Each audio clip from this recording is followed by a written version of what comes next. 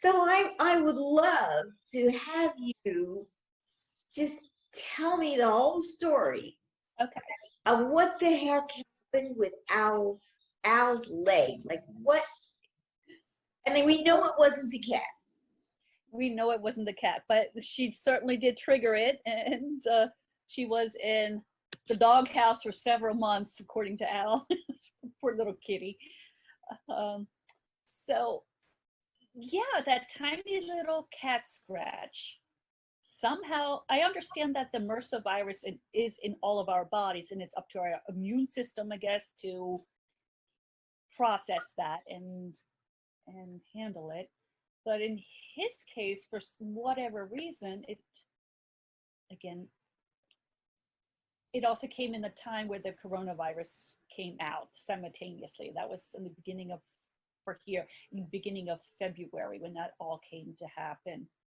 And this leg that tiny little scratch just morphed into one big hole with several tiny little ones around it where the Band-Aid was touching on the skin. So every time you pulled the Band-Aid off, the bacteria was able to jump and go in. Yeah, so it's morphed from one big hole. I never saw, I had an image, you know. All I know, it's juju. Juju. In the air, it's everywhere. My leg's getting better. It's because my body's starting to get together, so to speak, you know. It's remembering what it knows how to do. It's been reminded. It was in shock, you know. Yeah. It was in shock.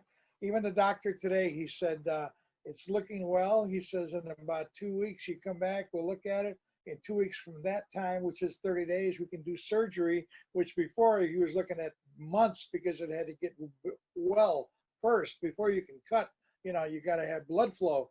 There was nothing going there. Nothing. They couldn't find nothing. And then I had to go to 3 ultrasounds because the numbers jived. They didn't jive. Finally, they did it.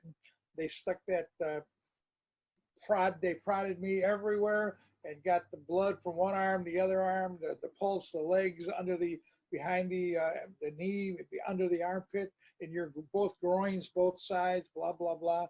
And she said, you got plenty of blood. Plus, when I'm in the shower, I called Michelle the other day. When I change my bandage daily, I get into the shower and I allow that hot, steamy water to fall on my leg, and that takes the bandage off. Otherwise, if I try to pull it, it's gonna, a mess. Right. Exactly.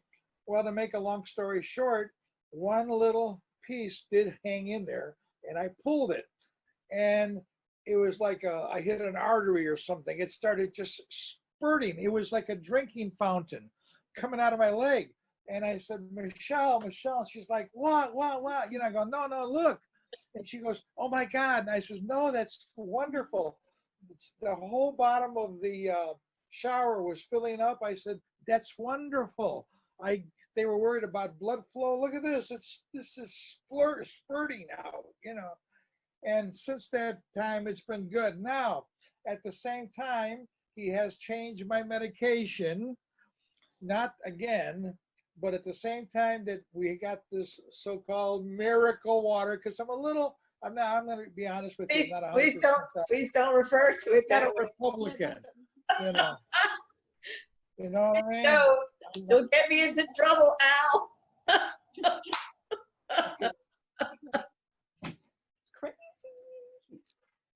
He's just who he is. It's okay. He's making his associations. I thought that was really interesting. Yeah. So he's still on the skeptical side, and that's interesting to me. I don't understand that part. It's okay. It's you have to reach a certain point of, at least I've seen, there's no other answer, there's no other solution. Mm-hmm.